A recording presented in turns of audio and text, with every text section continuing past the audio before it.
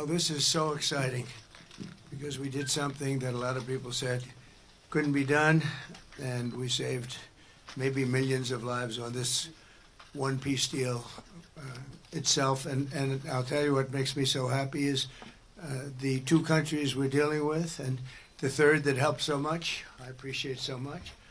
Maybe it couldn't have been done without you, but they really like each other. I'm not used to that when I do these deals. Usually there's a lot of hatred. They like each other. So it made it a little bit easier. But millions of people are alive today because of this peace treaty. So before I begin, I want to extend our deepest condolences to the Prime Minister, Newton, as well as His Majesty, the King of Thailand, and the entire nation on the passing of Her Majesty, Queen Sirikhet, the Queen Mother, and a beautiful, incredible woman who is so respected all over the world, actually respected. I know the people of Thailand will remember her forever as the embodiment of dignity, kindness, and grace. This just happened. But this is a woman who was so loved and respected.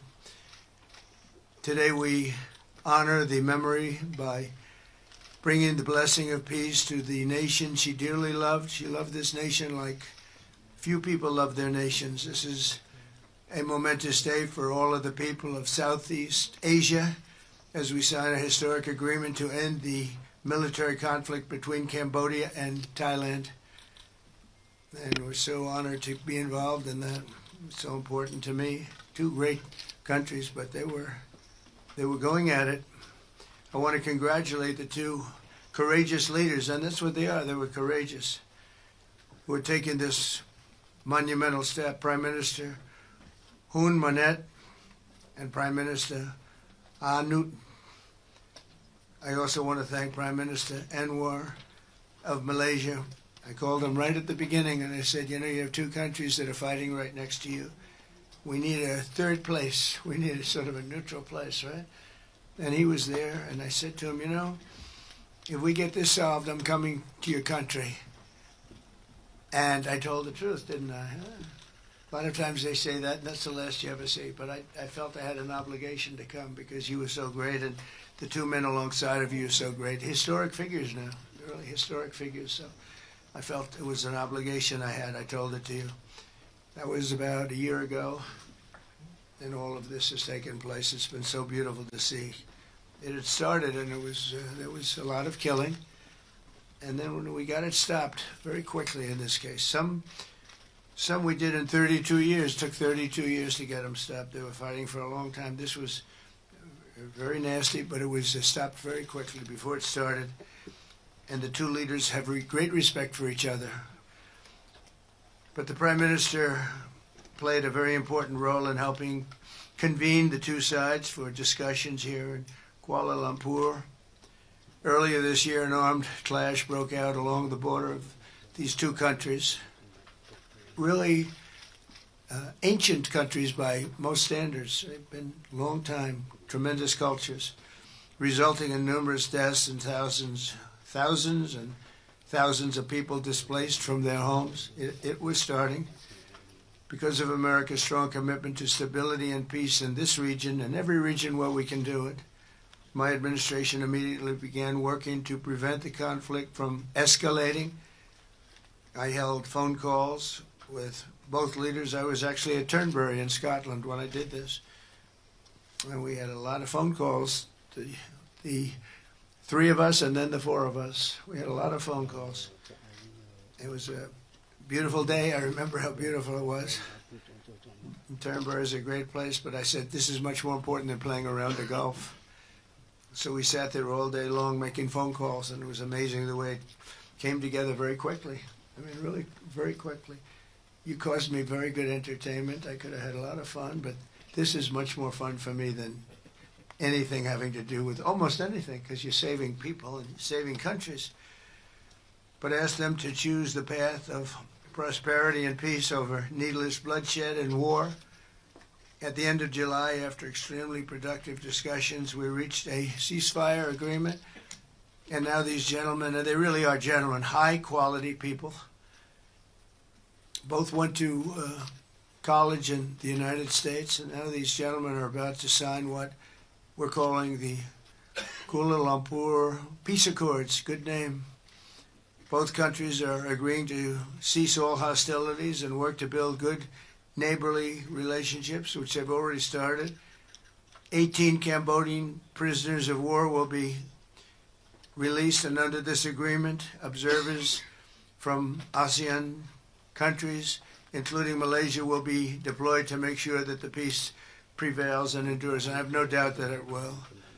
We have another situation like that right now in the Middle East, and Gaza. You might have read a little bit about Gaza, and that's another one we're very proud of. But we have a lot of people watching that. A lot of people. I think this is a much different kind of a thing. The two countries are getting along really well.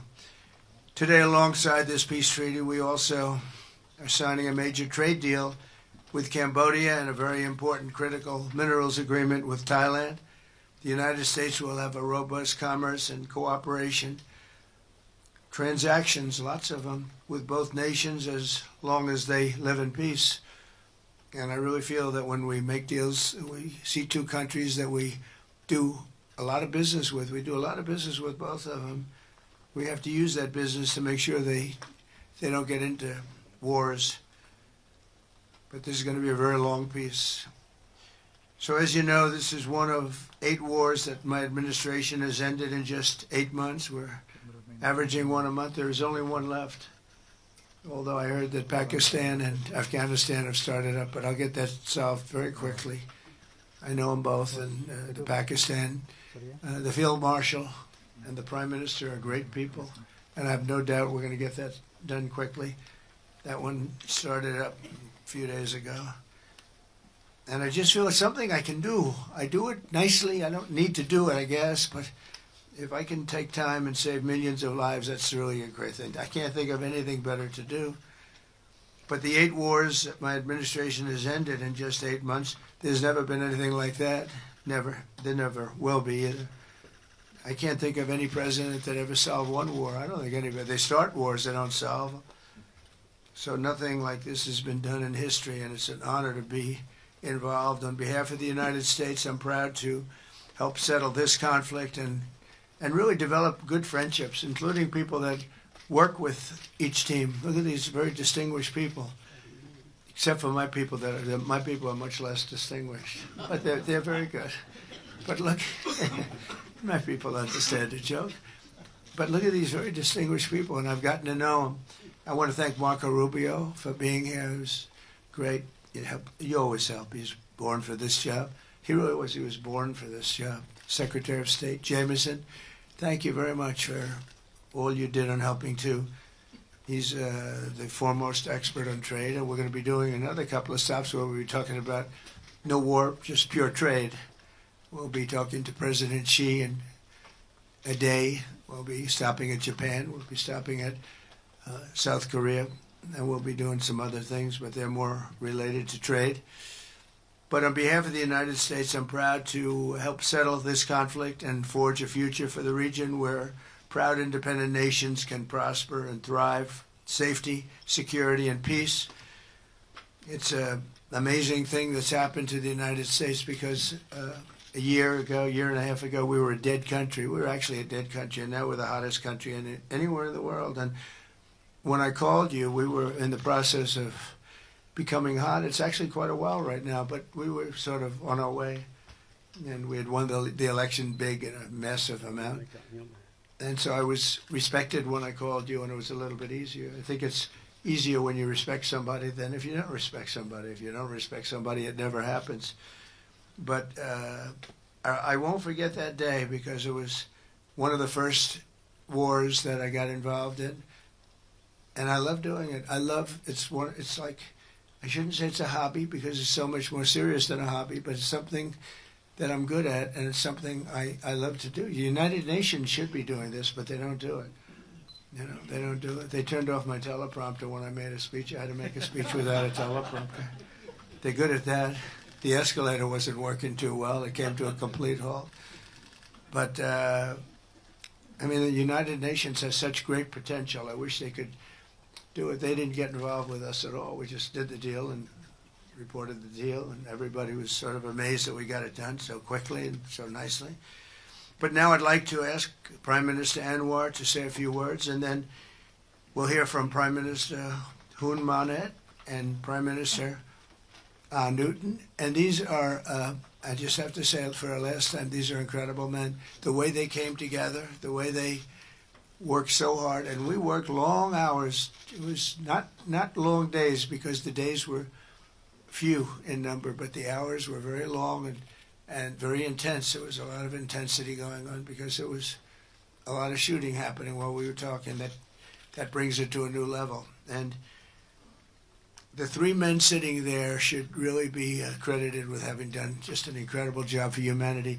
Thank you all very much. It's an honor to have worked with you. Appreciate it. Please.